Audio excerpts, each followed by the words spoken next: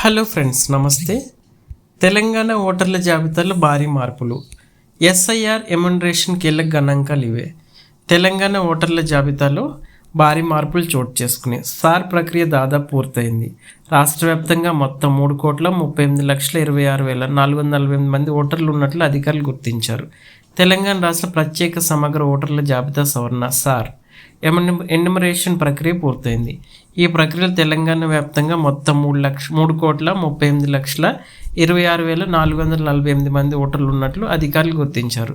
ఎన్యుమరేషన్లో భాగంగా సేకరించిన ఫారాల్లో 2,64,87,214 ఫారాలను డిజిటలైజ్ చేశారు. అయితే మొత్తం ఫారాల్లో 78.30% నమోదైంది.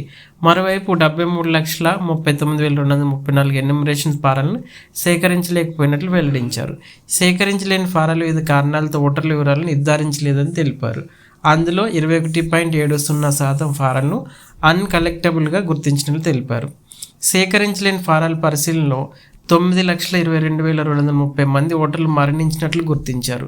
11,25,546 మంది అందుబాటులో లేకపోవడం లేదా ఆచూకీ దొరకకపోవడంగా నమోదు చేశారు.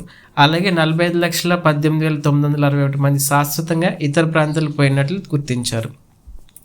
మరో 6,70,203 మంది ఇప్పటికీ ఇతర ప్రాంతాల ఓటర్లుగా నమోదైనట్లు ఉన్నారు. అంతేకాదు 1,02,294 మందిని ఇతర కేటగిరీలో చేర్చారు. అయితే ఓటర్ లిస్టులో కీలక మార్పులకు ఛాన్స్. సార్ ఎన్యుమరేషన్ వెల్లడైన వివరాల ఆధారంగా తెలంగాణ ఓటర్ల జాబితాలో భారీగా మార్పులు చోటు చేసుకునే అవకాశం కనిపిస్తుంది.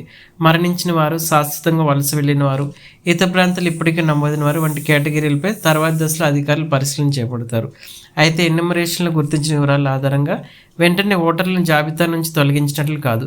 తుది ఓటర్ల జాబితా ప్రక్రియ నిబంధనల ప్రకారం పరిశీలన, అభ్యంతరాలు, సవరణలకు సంబంధించిన చర్యలు ఉండొచ్చు.